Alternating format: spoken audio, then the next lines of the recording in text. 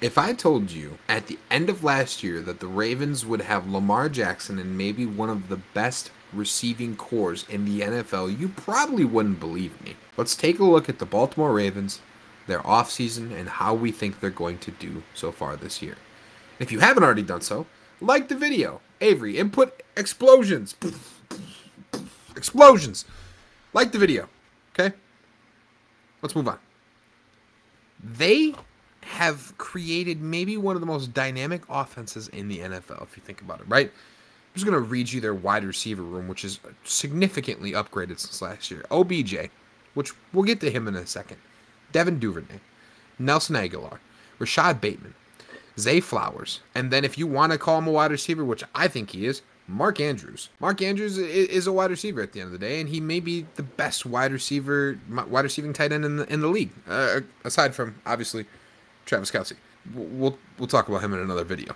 The offseason moves they made, though, drafting Zay Flowers was maybe another showing of sign of faith that the Ravens have in Lamar Jackson, that they can trust him to be the quarterback of the future if the contract wasn't already enough. The other thing that they did in the draft that I genuinely enjoy, round 3, they picked up Trenton Simpson from Clemson.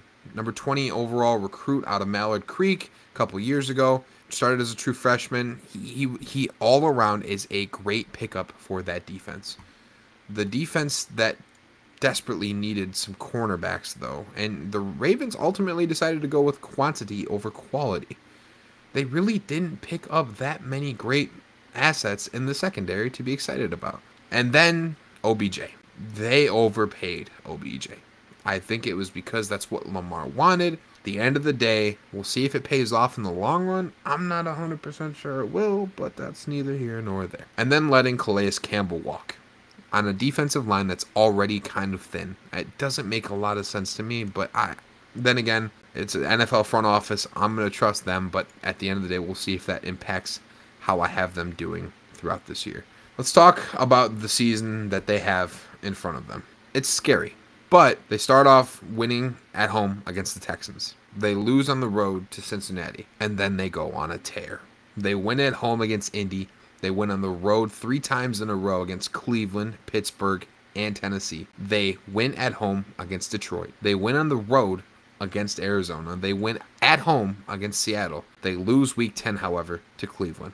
They win week 11 at home against Cincinnati. Then they lose on the road to L.A. Chargers. Week 13 bye. They come off the bye with a win against the L.A. Rams. They lose on the road to the Jacksonville Jaguars. They win on the road against San Fran, and then they win the last 2 games with a final record of... Hey guys, what's going on? It's Avery from the SLG Network here. Sorry to interrupt your video, but I did just want to let you know that more than 90% of our viewers are not subscribed to the SLG Network. So please, do us a quick favor. It'd mean the world to us. Go and hit that subscribe button at the bottom of the video. I appreciate you. 13-4, 4-2 in the division, 8-4 in the conference, and finishing as the 6th seed in the AFC. Now, do I think they could finish higher?